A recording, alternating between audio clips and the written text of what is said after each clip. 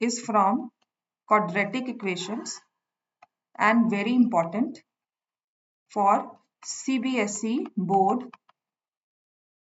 2025 maths.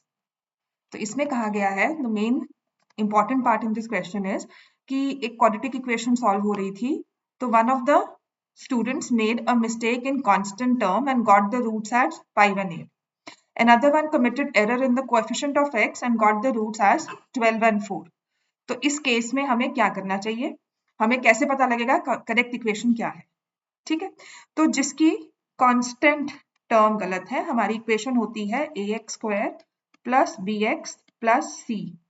Quadratic equation कह लो या quadratic polynomial कह लो, राइट? तो अब हमें पता है दैट सम ऑफ जीरोस या सम ऑफ रूट्स जो होता है that is minus B upon A.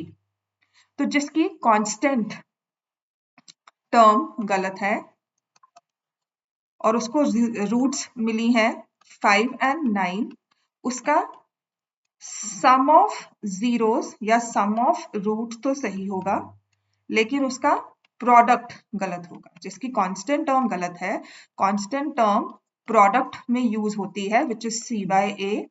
तो जिसकी कांस्टेंट टर्म गलत है, जिसने गलत कॉपी की है, उसका सम ऑफ रूट्स सही होगा, तो उसका करेक्ट सम जो है दैट इज 14. और जिसने कोएफिशिएंट ऑफ एक्स गलत कॉपी किया है, उसकी कांस्टेंट टर्म सही होगी,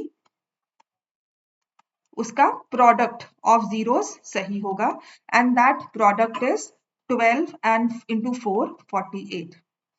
तो मतलब हमारे पास अल्फा इंटू बीटा की वैल्यू आ गई 48, अल्फा प्लस बीटा की वैल्यू आ गई 14. So as per my concept हमारी क्वाड्रेटिक पॉलिनोमियल या क्वाड्रेटिक इक्वेशन हो जाती है X square minus sum of zeros into X plus product.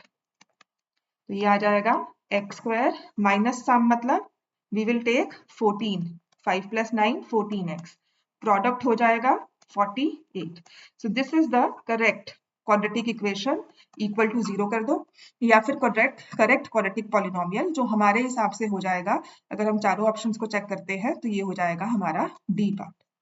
So this is another question from quadratic equations या chapter 2 polynomials. ये इंपॉर्टेंट है, जिसमें कोएफिशिएंट ऑफ एक्स गलत लिखा हो या कांस्टेंट टर्म गलत लिखी हो और जीरोस के साथ फिर हमें करेक्ट इक्वेशन बनानी है. Hope you understand the question. नहीं समझ में आ रहा है तो please leave a comment. Keep sharing. Happy learning.